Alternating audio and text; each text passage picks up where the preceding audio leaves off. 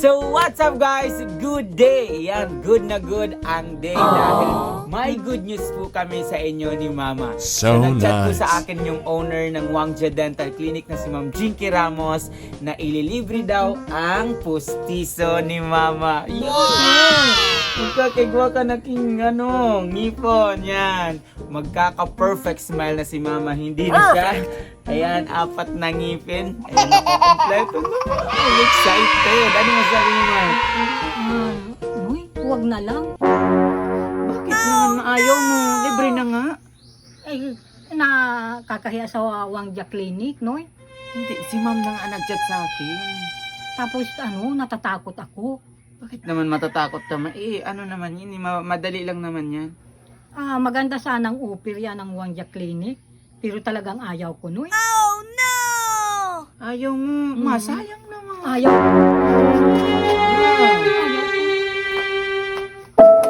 Sino? Ano ba yun? So, ayun guys. Kahit anong pilit ko kay Mama, ayaw niya talaga. So, kahit... Tara, Saan pupunta mo? sa Wangja. O, sabi mo kanina, ayaw mo. Ayaw ko nang patagalin ka. So, ayun nga, papunta na kami ni Mama sa Wangja Dental Clinic. Dito lamang po yan sa Centro Branch, sa Zone 7, Meliesa Street, Barangay Binanwahan, Pilar, Sorsogon. So, eto na nga ang aking nanay. Iba talagang nagagawa ng 4 na lang ang ngipin.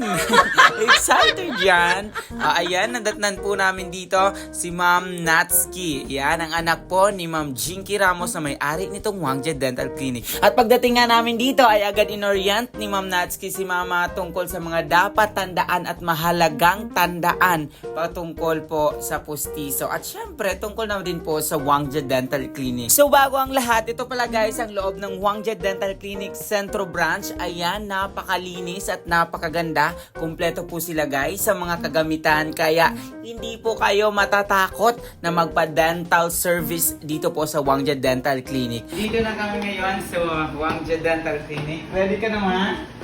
Ready. Parang kinakabahan. Kinakabahan ka man? Okay. Kinakabahan. Magkakabahan. Ngayon po ay makakasama namin si Doc Glide. Ayan. Kailangan mo ba? 10 anesthesia. Ayun, kinakabahan si Mama.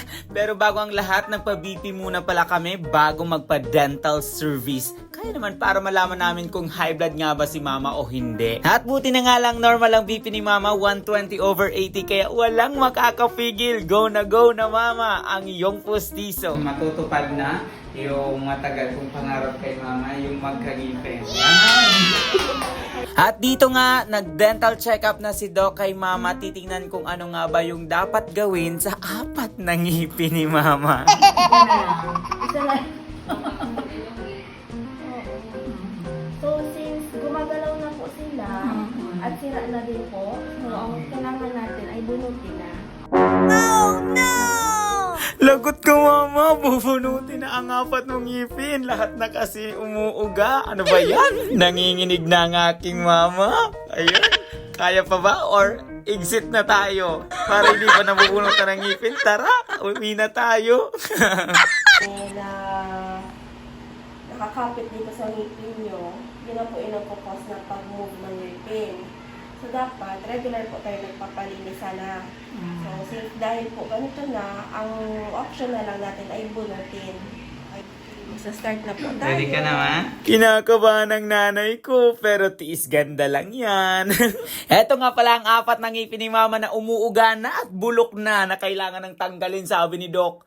Tatanggalin na yan, Ma. Sige na, para sa susunod, magkaka-perfect smile ka na. Excited na ako. Ba't parang ako ang excited? Ako ba yung papalitan ng ngipin?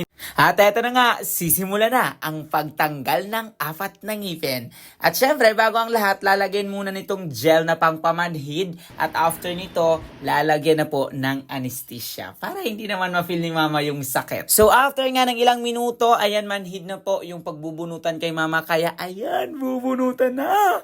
Diyos ko Lord, sana kayanin ni Mama. Kaya mo yan, Ma. I'm here to support you. Go, go, go! At finally, natanggal na yung 4 na ngipin. Grabe, bulok na talaga. Buti na lang natanggal yan kasi yan pa ang nagpapasakit ng ngipin ni Mama. Grabe, ang galing ni Doc. Hindi nasaktan si Mama at ang bilis lang matanggal. So, ito ma'am, may free po tayong gamot. Ito po ay mefenamic acid.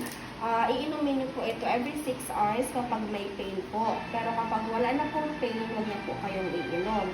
So, since ngayon po, na mamaya mawawala na po yung anesthesia, yung effect ng anesthesia, iinom na po kayo nito.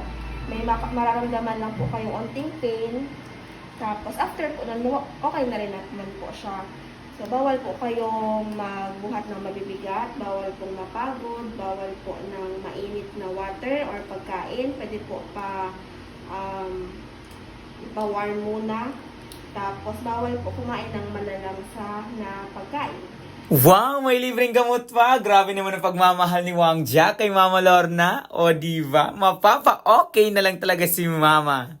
So ayun, tapos na si Mama mabunutan ang 4 niyang ngipin. So successful naman. Okay naman na? Okay na. Yan, okay na okay. So babalik kami dito, Doc, after 2 weeks po. For denture na rin. Masusukat na po tayo. At makakungiti ka na ng maganda.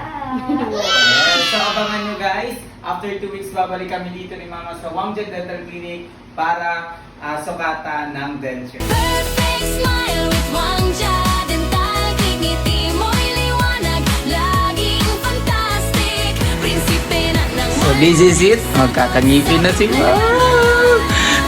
I'm excited. Ayan. So abangan nyo po guys ang perfect smile ni Mama Lorna.